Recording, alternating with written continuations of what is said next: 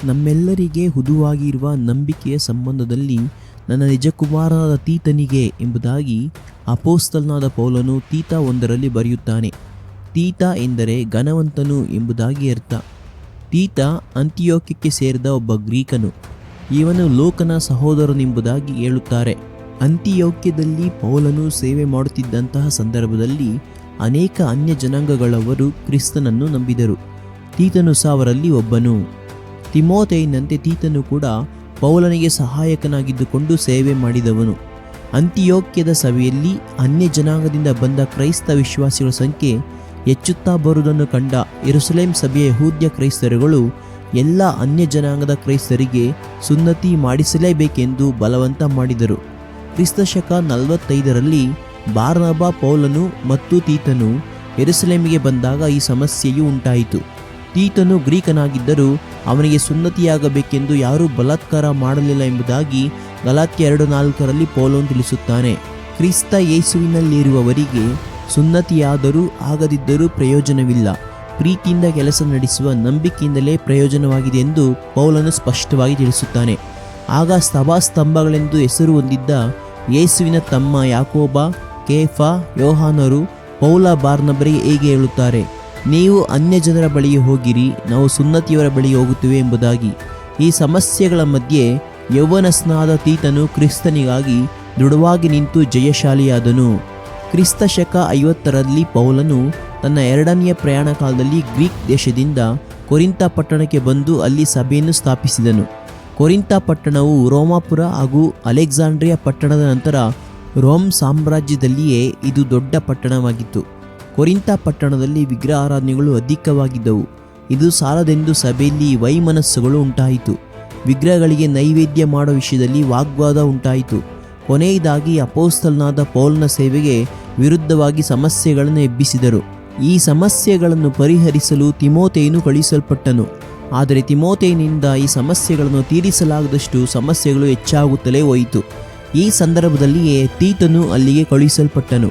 ಕ್ರಿಸ್ತನ ಅಧೀನಕ್ಕೆ ಆ ಸಭೆಯನ್ನು ತರಬೇಕು ಮತ್ತು ಅವರೆಲ್ಲರೂ ತಮ್ಮ ಪಾಪಗಳಿಗಾಗಿ ಪಶ್ಚಾತ್ತಾಪ ಪಡುವಂತೆ ಮಾಡಬೇಕೆನ್ನುವುದೇ ತೀತನಿಗೆ ಕೊಡಲ್ಪಟ್ಟ ಜವಾಬ್ದಾರಿಯಾಗಿತ್ತು. ದೊಡ್ಡ ಜವಾಬ್ದಾರಿಯೇ ಹೌದು. ತೀತನು ಇದಕ್ಕಾಗಿ ಏನು ಮಾಡನೆಂದು ತಿಳಿದು ಬಂದಿಲ್ಲ. ಆದರೆ ಆತನ ನಂಬಿಕೆಯ ಪ್ರಯತ್ನ ವಿಫಲವಾಗಲಿಲ್ಲ. ಕೊರಿಂಥ ಸಭೆಯವರನ್ನು ಪೌಲನ ಉಪದೇಶಗಳಿಗೆ ಅಧೀನಪಡಿಸುವುದರಲ್ಲಿ ತೀತನು ಯಶಸ್ವಿಯಾದನು. ಅಂದಿನಿಂದ ಪೌಲನನ್ನು ವಿರೋಧಿಸಿ ಯಾರೂ ಮಾತನಾಡಲಿಲ್ಲ. ಅವರ ಪಾಪಗಳಿಗಾಗಿ ಪಶ್ಚಾತ್ತಾಪ ಪಟ್ಟರೂ ದೇವರ ಕಡೆಗೆ ತಿರುಗಿಕೊಂಡರು. ಈ ಜಯವನ್ನು ಸಂತೋಷದಿಂದ ತೀತನು ಪೌಲನಿಗೆ ತಿಳಿಸಿದನು. ಆಗ ಪೌಲನಿಗೆ ಬಹಳ ಸಂತೋಷ ಉಂಟಾಯಿತು. ಸಭೆಯನ್ನು ಕ್ರಮಪಡಿಸುವುದರಲ್ಲಿ ತೀತನು ಜಯ ಹೊಂದಿದನು. ಸಭೆಯನ್ನು ಕ್ರಮಪಡಿಸುವ ಕಾರ್ಯದಲ್ಲಿ ಜಯಗಳಿಸಿದ ತೀತನಿಗೆ ಇನ್ನೂ ಒಂದು ದೊಡ್ಡ ಜವಾಬ್ದಾರಿಗೆ ಕಾರ್ಯವನ್ನು ಕೊಡಲು ತೀರ್ಮಾನಿಸುತ್ತಾನೆ ಪೌಲನು. ಕ್ರೇತ ದ್ವೀಪದಲ್ಲಿ ಅನೇಕ ಸಭೆಗಳಿದ್ದವು, ಆದರೆ ಅವು ಕ್ರಮವಾಗಿರಲಿಲ್ಲ, ಬೆಳವಣಿಗೆಯೂ ಇರಲಿಲ್ಲ. ಪೌಲನು ತೀತನಿಗೆ ಹೀಗೆ ಹೇಳುತ್ತಾನೆ, ನೀನು ಕ್ರೇತ ದ್ವೀಪದಲ್ಲಿ ಇನ್ನೂ ಕ್ರಮಕ್ಕೆ ಬಾರದಿರುವ ಕಾರ್ಯಗಳನ್ನು ಪಟ್ಟಣಗಳಲ್ಲಿಯೂ ಸಭೆಯ ಹಿರಿಯರನ್ನು ನೇಮಿಸಬೇಕೆಂದು ನಾನು ನಿನಗೆ ಅಪ್ಪಣೆ ಕೊಟ್ಟು ನಿನ್ನನ್ನು ಅಲ್ಲೇ ಬಿಟ್ಟು ಬಂದೆನಲ್ಲ ಎಂಬುದಾಗಿ ಹೇಳುತ್ತಾನೆ. ಆದರೆ ಇದು ಸುಲಭವಾದ ಕಾರ್ಯವಾಗಿರಲಿಲ್ಲ, ಏಕೆಂದರೆ ಅಲ್ಲಿನ ಜನರಲ್ಲಿ ಅನೇಕರು ಸುನ್ನತಿಯಾದವರು, ಸ್ವೇಚ್ಛಾಪರರು, ದುರ್ಮಾರ್ಗಸ್ಥರು, ಅಧಿಕಾರಕ್ಕೆ ಒಳಗಾಗದವರು ಆಗಿದ್ದರು. ಅಲ್ಲದೆ ಅಲ್ಲಿ ಸತ್ಯಭ್ರಷ್ಟರಾದ ಜನರೂ ಸಹ ಇದ್ದರು.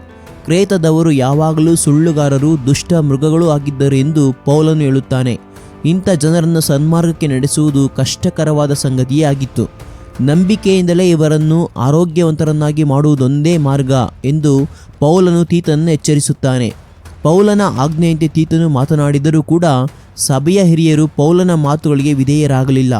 ಇವರಲ್ಲಿ ಕೆಲವರು ದೇವ ಸೇವಕರುಗಳ ಹಾಗೆಯೇ ಮಾತನಾಡಿ ಕೆಲವರನ್ನು ಮಾರ್ಗ ತಪ್ಪಿಸಿದರು. ಇನ್ನೂ ಕೆಲವರು ತಾವು ದೇವರನ್ನು ಅರಿಯವೆಂದು ತಮ್ಮ ಕಾರ್ಯಗಳಿಂದಲೇ ಹೇಳಿದರು. ದೇವರನ್ನೇ ವಿರೋಧಿಸುತ್ತಿದ್ದಂತಹ ಜನರನ್ನು ಎದುರಿಸಿ ನಿಲ್ಲಬೇಕಾದಂತಹ ಪರಿಸ್ಥಿತಿ ಎದುರಾಯಿತು ತೀತನಿಗೆ. ದೇವರ ಕೃಪೆಯ ಆಧಾರದಿಂದಲೂ ದೃಢ ವಿಶ್ವಾಸದಿಂದಲೂ ಈ ಸಮಸ್ಯೆಗಳನ್ನು ಸ್ವೀಕರಿಸಿದನು. ಅವನಲ್ಲಿದ್ದ ತಾಳ್ಮೆ ಅವನಿಗೆ ಸಹಾಯವಾಯಿತು.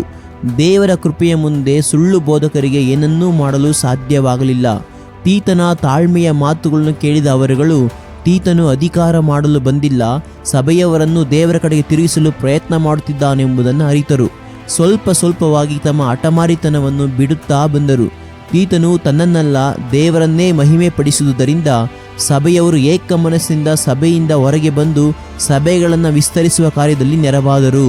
ಹೀಗೆ ತೀತನು ಸಭೆಯನ್ನು ಒಂದುಗೂಡಿಸುವ ಸಮಯದಲ್ಲಿ ಪೌಲನು ಒಂದು ಪತ್ರದ ಮೂಲಕವಾಗಿ ತೀತನಿಗೆ ಒಂದು ಒಳ್ಳೆಯ ಆಲೋಚನೆಯನ್ನು ಕೊಡುತ್ತಾನೆ. ಕ್ರಿಸ್ತಶಕ 64ರಲ್ಲಿ ರೋಮಾಪುರದಿಂದ ಈ ಪತ್ರವನ್ನು ಬರೆದು ಕಳುಹಿಸುತ್ತಾನೆ. ನನ್ನ ಅಂತ್ಯ ದಿನಗಳು ಸಮೀಪಿಸಿತು ಎಂದು ತಿಳಿದ ಪೌಲನು ನನ್ನ ನಂತರ ನನ್ನ ಸೇವೆಯನ್ನು ಮುಂದುವರಿಸುವುದಕ್ಕಾಗಿ ತನ್ನಿಂದ ಆರಿಸಲ್ಪಟ್ಟ ತಿಮೋಥೆಯನು ಹಾಗೂ ತೀತನಿಗೂ ವೈಯಕ್ತಿಕವಾಗಿ ಪತ್ರಗಳನ್ನು ಬರೆಯುತ್ತಾನೆ. ತನ್ನ ಅನುಭವಗಳನ್ನು, ದೇವರ ನಡೆಸುವಿಕೆಯನ್ನು ಕುರಿತು ಸಭೆಗಳನ್ನು ನಿರ್ವಹಿಸುವುದು ಹೇಗೆಂದು ಸರಳವಾಗಿ ಈ ಪತ್ರದಲ್ಲಿ ವಿವರಿಸಿ ಬರೆದಿದ್ದನು. ತೀತನಿಗೆ ಬರೆದ ಪತ್ರದಲ್ಲಿ ಸಭೆಯನ್ನು ನಡೆಸುವುದರ ಕುರಿತಾಗಿಯೂ ಸಭೆಯ ಹಿರಿಯರ ನಡತೆಗಳ ಬಗ್ಗೆಯೂ ತೀತನು ಗಮನಿಸಬೇಕಾದ ವಿಷಯಗಳ ಕುರಿತು ಈ ವಾಕ್ಯಗಳಲ್ಲಿ ಆತ್ಮೀಯ ತಂದೆಯಂತೆ ತೀತನಿಗೆ ಒಳ್ಳೆಯ ಆಲೋಚನೆಗಳನ್ನು ತಿಳಿಸಿದ್ದನು ಪೌಲನು. ನಾನು ನಿಕೋಪೊಲಿಯಲ್ಲಿ ಚಳಿಗಾಲವನ್ನು ಕಳುಹಿಸಲು ನಿಶ್ಚಯಿಸಿರುವುದರಿಂದ ನನ್ನ ಸಂಧಿಸಲು ಬರಬೇಕೆಂದು ಪೌಲನು ತೀತನನ್ನು ಕೇಳಿಕೊಳ್ಳುತ್ತಾನೆ. ಆದರೆ ಪೌಲನು ರಕ್ತಸಾಕ್ಷಿಯಾಗಿ ಸಾಯುವವರೆಗೂ ತೀತನು ಪೌಲನನ್ನು ತಿರುಗಿ ಸಂಧಿಸಿದನೋ ಇಲ್ಲವೋ ತಿಳಿದು ಬಂದಿಲ್ಲ. ಅಪೊಸ್ತಲ ಪೌಲನಂತೆ ಒಬ್ಬ ಆತ್ಮನಿಂದಲೇ ಪ್ರೇರಿತರಾಗಿ ಒಂದೇ ಆತ್ಮ ನಡೆಸಲ್ಪಟ್ಟವರು ಇವರೇ. ಪೌಲನ ಮರಣದ ನಂತರ ಆತನು ತನಗಾಗಿ ಜವಾಬ್ದಾರಿಕೆಯನ್ನು ಕೊಟ್ಟಂತಹ ಕ್ರೇತ ದ್ವೀಪದ ಸಭೆಯನ್ನು ಕಾಪಾಡುವುದರಲ್ಲಿಯೇ ತೀತನು ತನ್ನ ಜೀವಿತ ಕಾಲವನ್ನು ಕಳೆದನು.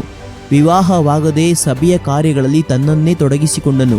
ಕ್ರೇತ ದ್ವೀಪದ ಸಭೆಯ ಸಭಾಪಾಲಕನಾಗಿ ಸೇವೆ ಮಾಡಿ ನಂತರ ಕರ್ತನಲ್ಲಿ ನಿದ್ರೆ ಹೋದನು. ಯಾವ ಕಾರ್ಯಗಳಿಗೆ ಮುಖ್ಯತ್ವ ಕೊಡಬೇಕೋ ಆ ಕಾರ್ಯಗಳನ್ನು ಮನಸ್ಸಿಟ್ಟು ಮಾಡಿ ಸಭೆಗೆ ಆಲೋಚನೆ ಕೊಡುವವನಾಗಿಯೂ ಸಭೆಯ ಹಿರಿಯನಾಗಿಯೂ ಕಾರ್ಯನಿರ್ವಹಿಸಿದವನು ಈ ತೀತನು. ಕ್ರಿಸ್ತನಿಗೂ ಸಭೆಗೂ ಉತ್ತಮ ಸೇವೆ ಮಾಡಿದನು. ಇದರಿಂದ ನಿತ್ಯ ರಾಜ್ಯಕ್ಕೆ ಬಾಧ್ಯಸ್ಥನಾದನು. ದೇವರಿಂದ ಉನ್ನತ ಸ್ಥಾನವನ್ನು ಹೊಂದಿದನು. ನಾವು ಸಹ ಈತನ ಹಾಗೆ ನಂಬಿಕೆ ಹಾಗೂ ತಾಳ್ಮೆಯಲ್ಲಿ ಮುಂದುವರಿಯೋಣವೇ?